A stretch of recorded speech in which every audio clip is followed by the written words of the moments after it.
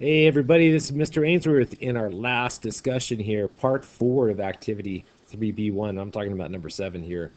So in our first portion of the activity here, we learned how to construct root 2, all right, and multiples of root 2 called 2 rad 2 to get the overall result of root 8 minus 2. That was the first thing we did. And the second thing we did, we took that and modified it, all right, or we used it, and we learned how to construct root 18 minus 3, which is nothing more than 3 rad 2 minus 3. So we constructed multiples of root 2 and then came back 3 units because we had to subtract 3. And then in number 3, we constructed root 32 minus 4, which is the same thing as 4 rad 2 minus 4. So we had to construct 4 multiples of root 2 and then come back 4. In part 2 of the series here, we went on to number 4. We constructed root 12, which is nothing more than 2 rad 3. So I had to construct root 2 first, and then I constructed root 3 by using root 2, right? Because root 3 on the hypotenuse needs legs root 2 and 1. So these are all prerequisite skills that we've done in previous lessons, previous videos, and then we're just kind of building up on them. And then in my last video here, this is the hardest one so far in the series, is how to construct root 5 and then root 7 and then add root 5 and root 7 on the number line. Sorry about that. Here we go. So what's going on here? Okay, so sorry about that. So we did that, and again, this is the toughest one. So if you haven't mastered this, of course, you got to go back and try it. This one here, there's multiple ways to do it. So just because I showed you one way, know that there's multiple ways to do this, because you can get root 5 by using different side lengths. As I talked about earlier in the previous video, like you could have used root 3 and root 2, which I didn't do in the video. So there's multiple variations of this. Keep that in mind. So if you did something different but ended up at the same position on the number line, you could be correct. You're going to have to show me what you did. And then we answered some questions here. We looked at the calculator, got some decimal approximations, and made sense of it on the number line. And then take a look at some algebraic properties. One being that you cannot add unlike roots. You can't combine root 7 and root 5 to root 12. It doesn't make sense because the numerical values are totally different. So you can't do it algebraically, you can't do it because numerically, and you can't do it because it's on a construction. Root 12 is located here on the number line where it's indicated, and then root 7 plus root 5 is really close to 5. It's about 4.88 or 4.9, very, very close to 5. Where root 12, well, that's only 3, that's less than 3.5, right? It's 3.46. So there are different positions on the number line, and it gives you insight on why you cannot add unlike roots, which is what's so cool about this. And now we're going to do number 7 here in this portion of the video series. We're going to construct root 2, then we're going to construct root 3, and then we're going to construct the difference between them. Okay, and then this all should be easy because you know how to construct both of these, but we're going to go through it step by step. So we need a compass, we need a straight edge, so get your digital tools or your regular tools, and here we go.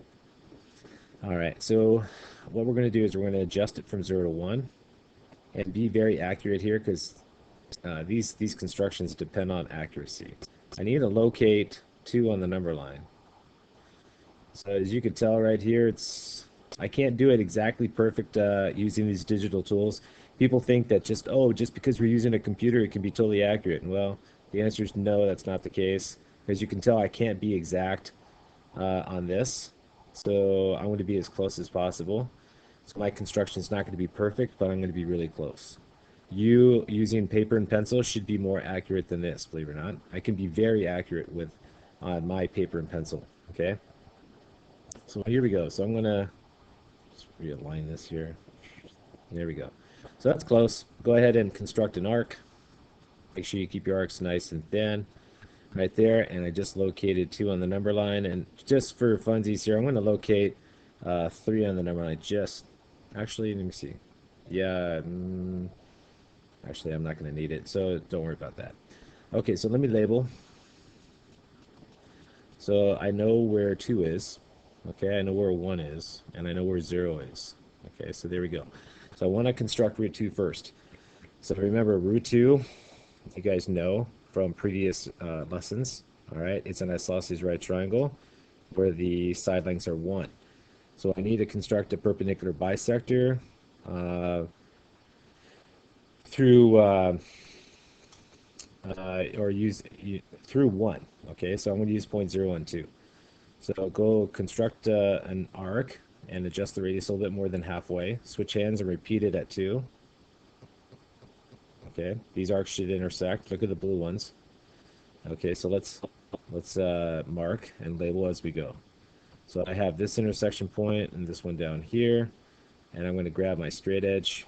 Here we go, and I'm going to construct my perpendicular bisector.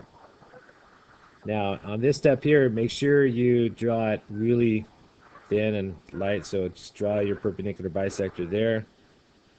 All right, now I have a right triangle. Okay, let's call this point A, and then B, and then C down here. So construct triangle ABC. And again, I keep saying the same thing in all my videos because I use the same skills. So hopefully you're getting better here. You should be if you're watching closely and you're actually doing a good job. All right, so make sure you do that. Pay attention to details. Okay, so draw your, draw your right triangle here. Oh, shoot. I always tell everybody to draw your lines and arcs very thin. That's why I keep changing. Okay, so now I have a isosceles right triangle. There we go. So there it is. These are pretty much the same triangles. A to C is 1, B to C is 1, and the hypotenuse, all right, is rad 2. So I know that A to B is rad 2. So this is A and this is B. I'm just drawing a little sketch here. So A to B is rad 2. So you get your compass again, and you want to figure out where root 2 is on the number line. So you have to adjust it to root 2. Okay, notice that it wasn't set there. You have to adjust it. Okay, this is a very critical step. This is why over a week ago in our previous lessons here, I started off with this basic construction because it is probably the most important one because you use it in so many. Okay, see how it's a little bit off, right? It's a little bit off. Let me redraw that. See, on the in digital tools, I can't get it exact. I wish I could. I'm way more accurate in person. Let's try that again. That's better. Okay, so let's label as we always do. So now I found root 2. So I'm going to call that point D. So A to D is also root 2 on the diagram. Okay, from here all the way to here is root 2. Why? Because I adjusted my compass from A to B and I rotated down. That's all I did. That's how you find root 2. And remember, root 2 is approximately 1.4. I've said this in all my videos. And I use the decimal equivalents. Okay, so you calculate root 2 and you'll see that it's about 1.414. Okay, great. So now we know that it's less than 1, or it's about 1.4. It's less than 1.5. It's definitely less than 2. So its position on the number line makes sense to me because it's less than 1.5 units. So now what I want to do is get root 3. Okay, so that's the problem. I need to get root 3. Okay, I need a new triangle. I have root 2 here, and I need 1 here to get root 3 on the hypotenuse. Okay, why? Because the square root of root 2 plus 1, or root 2 squared plus 1 squared is equal to the square root of 3 squared. There's your Pythagorean theorem. I'm justifying why these sides are valid on a right triangle. Why do sides of root 2 and 1 form a hypotenuse of root 3? Well, root 2 squared is 2, 1 squared is 1, root 3 squared is 2, and 3. And because of that, it kind of makes sense. 2 plus 1 is usually 3. Okay, so what I need to do is get a perpendicular through D. Well, that means I need a perpendicular running through D. Well, this I've done multiple times too. So let's repeat the same thing we've been doing in this entire video series. All right, let's get points equidistant from D now. So put your pointer at D. And I'm going to switch colors just so we can color code things here. I'm going to, let's see, what color do we want to use? So pick a radius. We're going to pick 2 points from, on both sides of the from D. Okay, I'm going to pick, let's go purple. Okay, what the heck? Okay, you can swing it on either side. I wouldn't make it really thick like that. Let me change that. As I keep saying in all my videos here, always keep your arcs and lines very thin. Okay, you'd be more accurate that way. Accuracy is important. So this point here, let's call it X. This point over here, call it Y. Okay, so they're equidistant from D. So X and Y are equidistant from D. Equa uh, X and Y are equidistant. Okay, from D. You just put your compass at D and rotate. That's all you do. Now, get your compass again. All right, now we need to form a perpendicular. So we're going to use X and Y.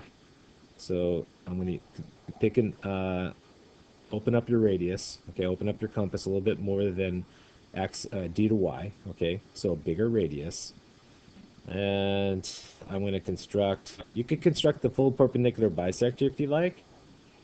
You know, you know what the heck, let's do that. Let's pick a different color. So now let's keep it purple so we can keep it all consistent. Okay, so let's construct the perpendicular bisector of XY, and that will put us right through D.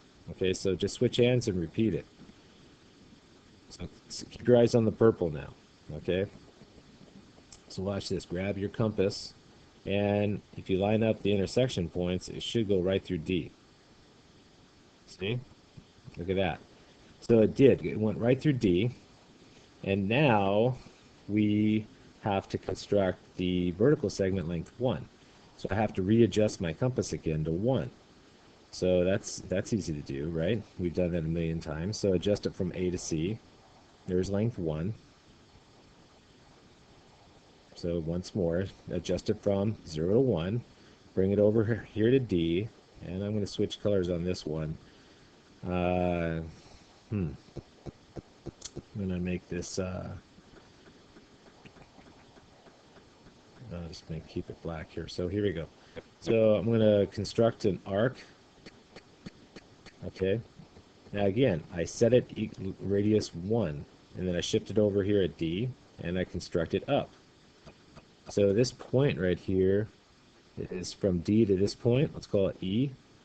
All right, DE is length 1. So D to E equals 1 unit. Okay, so now I have from A to D is root 2. So from here to here is root 2. From D to E, all right, is 1. And now I just have to draw my triangle. So I need my straight edge to do that. So here we go. Let's finish.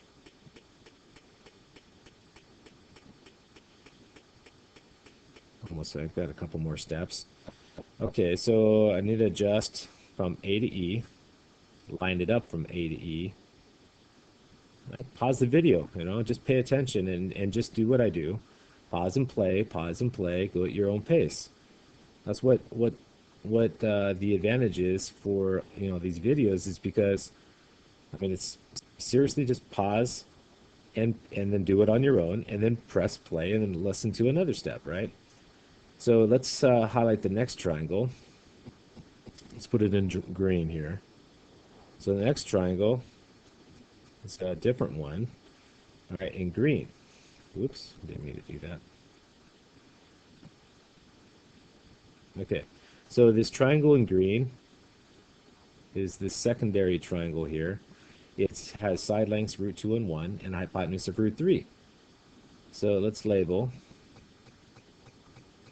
All right, so this one is root 3 right here. So A to E is root 3. Okay, so now to get root 3, you just adjust it from A to E, and we are almost done with the entire construction. See, all of this is review. I'm just taking basic skills that you've learned in the past here, in the very beginning of the video series, and I'm applying them. So adjust your compass from A to E. There we go, right there. Try to be exact now, okay? All right, and let's keep it black there. Here we go. All right, and here we go. There's root 3. So let's label. So obviously root 3 is greater than root 2. And if you don't remember, let me refresh your memory. Oops, that's about 1.7. Okay, about 1.7. Root 2, 1.4, right? So 1.7 better be greater or to the right of 1.4. And it's definitely less than 2. 1.7 is definitely less than 2. Okay, now how do we get the difference? Let's finish. So how do we construct root 3 minus root 2? Well, no problem. I know where root 3 is, and all I have to do is from root 3, I've got to come back and I got to go to the left or subtract root 2. Okay, so let's set our compass to root 2. I think it already is. But let's just double check. No, actually it's not. So as you can tell, look at this. It's set to root 3. So you have to readjust it to root 2, which makes sense, right? If you're going to subtract root 2, then you got to come back root 2 units. So reset your compass to root 2, which is A to B. Okay, once you reset it, all you do is line it up to where root 3 is, and then mark off where the distance of root 2, because that's where we're going to come back. Okay, and it's right there. So I came back root 2 units.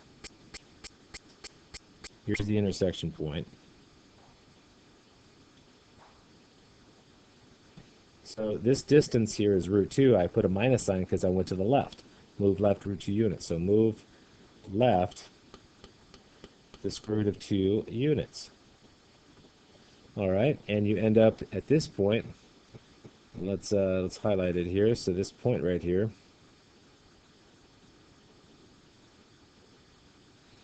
is the square root of 3 minus the square root of 2. Now, what is that on the calculator? Well, let's see here. Square root of 3. Oops. Let's clear this and let's start over. Okay, so let's go root 2. Excuse me, root 3. I'm going to close it off on the T84. You got to put a right parentheses up there before you type in root 2. A lot of people don't know that, and they get the wrong answer. So be careful with that. The other way to do it is this. You can take the square root of 3 and hit the enter button. You go minus the square root of 2 and then hit the enter button. You're going to get the same answer, 0.3178. So 0.318 basically. So this is approximately equal to 0.318 or 0.3. And notice that that's less than 0.5, right? Less than halfway, and it's definitely less than half a unit. Okay, so there is our goal. Okay, and it's accurate too. It's less than 0.5, and 0.5, as you guys know, is equal to 1/2, right? So it's less than half a unit, and between 0 and 1 is about, to the right of that. So I know it's accurate. There was my goal right there. Okay, I'm talking about root 3 minus root 2. And it's not equal to 1, okay? This is not equal to 1. Again, you cannot add and subtract unlike roots. And that's one of the things you need to learn here. You cannot, okay, add, in this case, or subtract unlike roots. Just can't do it. And one of the purposes in this construction is to learn that. It's an algebraic property. The square root of a minus the square root of b does not equal to the square root of the quantity a minus b. It doesn't work like that. Okay, and that's why this is not equal to the square root of 1, which is 1. So speaking of that, let's finish up. So does the position of root 3 minus root 2 correspond to 1? Okay, no, we saw that. Okay, look right here. 1 is obviously to the right. We got it less than half a unit. Why? Because it's actually equal to 0.318. In other words, does root 3 minus root 2 equal to 1? No. Okay. All right. So it actually equals to 0.318, as I was saying earlier on the calculators. Let's bring it up. Okay. 0.318. All right. Does root 3 minus root 2 equal 1? No. Okay. Not equal to 1.